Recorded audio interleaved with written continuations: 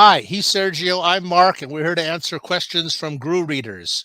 We have a question here from Holden Humphreys. Did Groo the Wanderer have an editor back in the Pacific Comics days, or was this one of Mark's many job titles in addition to interlocutor, articulator, and construer?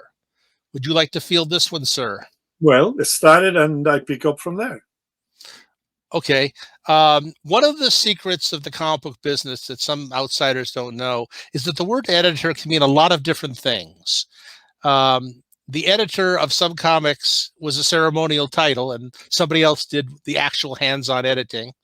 So there are editors who never read the comics they were credited as the editor of. And sometimes you don't really even need an editor. When we did Groo initially for Pacific Comics, I don't know who the editor was, and neither do you. We just did the comic and sent it in, and they printed it. Well, don't forget that, sorry to interrupt, is that you function, besides all the words that they think that you do, is that really you edit the book. Because when we are working on it, sometimes I bring you the plot and all that, and then I do the preliminary things, and then says, look, Sergio, if you tell this part a little later, it will make a lot of sense. That's editing. And then when the editor receives Groo, Mark has already corrected every misspelling, every word that could be changed. So there's nothing for an editor to do on that part.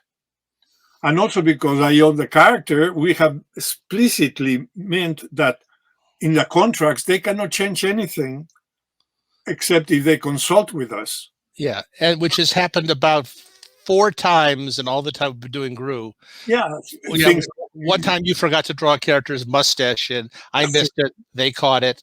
And how many times have you put Rufferto's eye on it? Yeah, I have written. I am the only thing I draw better than you is the spot under Rufferto's eye.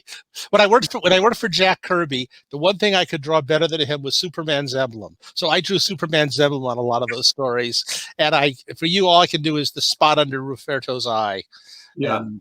I know we have a very good editor with Dark Horse, because he is the guy who puts everything physically together. Once they get our comic, he knows where to place it and place the dates that is going to go in, and when the color pages arrive, and when he sends things to other people.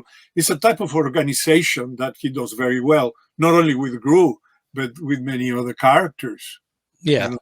Anyway, the point is that the term editor can cover a multitude of things, and it's a good idea if you're writing or drawing a comic to try to get it perfect before you send it in, so that whoever has a title editor doesn't have to do anything, and you get the mistakes out yourself, and you make it as good as possible. And then, it doesn't really matter who the editor is. A lot of the editors are traffic cops. A lot of them are very creative. The best editor that a lot of people ever worked with was a man named Archie Goodwin. If you polled people in comics, they would all tell you how great an editor Archie was. When Groo was first at Epic, Archie was the editor of it, and he read the comics after they came back from the printer.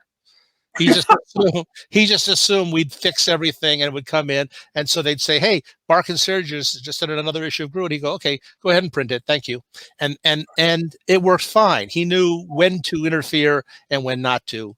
And at that time, he didn't interfere. So we've had quite a few editors. We knock them off like Spinal Tap drummers. They just come and go like that.